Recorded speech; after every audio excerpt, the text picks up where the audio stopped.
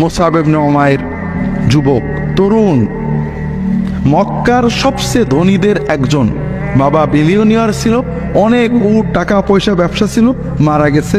মায়ের একটাই সন্তান। সকালে যে জামা পরে বিকেলে পরে না, এত দামি আতর পরে রাস্তায় গেলে মানুষ তাকিয়ে থাকে। এই যুবকের কাছে দ্বীনের দাওয়াত পৌঁছেছে, গোপনে ইসলাম গ্রহণ করেছেন। হঠাৎ মা খবর পেয়েছে মুসলমান হয়েছে তোমার ছেলে।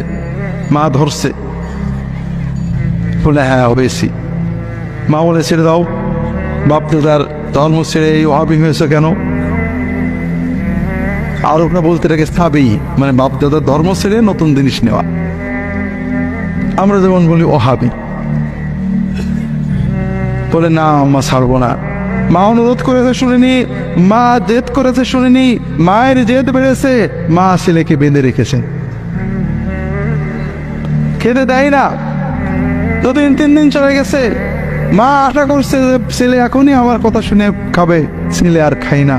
মায়ের মন তো একজন বুঝিয়েছে ছেলেকে বেঁধে মেরে ফেলে কি হবে, ছেড়ে দাও যা করে করো। শেষ পর্যন্ত মা ছেড়ে দিয়েছে, কিন্তু আমার বাড়ি তো ঠাই নেই। যে যুবক সকালে যে কাপড় পরতেন বিকালে পরতেন না, সেই যুবক একটা কাপড় নিয়ে হিজরত করলেন। রাসূলুল্লাহ সাল্লাল্লাহু আলাইহি ওয়াসাল্লাম দ্বাদশ নবুয়তি বছরে এই 12 জন মুসলমানের সাথে তাকে পাঠালেন মদিনায় দ্বীনের দাওয়াত দিতে।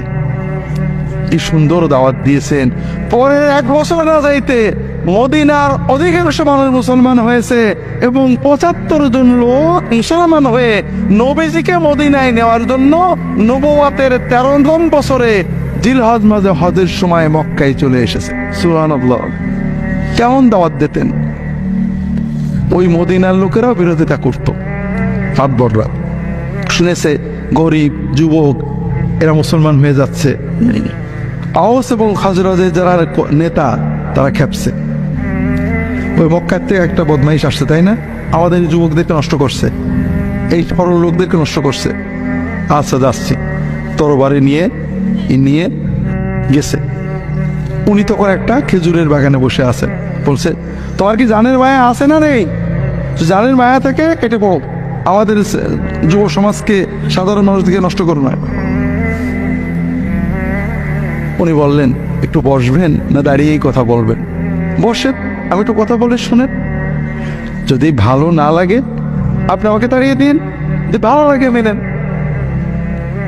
নরম করে সুন্দর করে মহব্বতের সাথে দিল দিয়ে বলেছেন। ওই অ্যারোগ্যান্ট মাতবর নরম হয়ে গেছে। তা তো কথা ঠিক, আপনি তো জোর করে আমার কাছে দেবেন না, আপনি শুনেই দেখি। বসেছেন, ইসলামের কথা বুঝিয়েছেন, মহব্বত দিয়ে হৃদয় দিয়ে আদর দিয়ে সুন্দর করে বুঝিয়েছেন। ওই লোকটা ওই এক সিটিংয়েই সঙ্গে সঙ্গে মুসলমান হয়ে গেছে। এইভাবে বিনয়ের সাথে, ভালোবাসার সাথে, আদরের সাথে, তাকওয়ার সাথে হৃদয়ের সবটুকু অনুভূতি উজাড় করে দিয়ে মদিনার দাঁড়ে দাঁড়ে নারীর কাছে, পুরুষের কাছে, শিশুর কাছে, কিশোরের কাছে, মাতবরের কাছে, কমন পিপুলের কাছে মুসআব ইবনে উমাইর গিয়েছেন, তার সাথীরা গিয়েছেন। আস্তে আস্তে মদিনার অর্ধেকের বেশি মানুষ মুসলমান হয়ে গেল।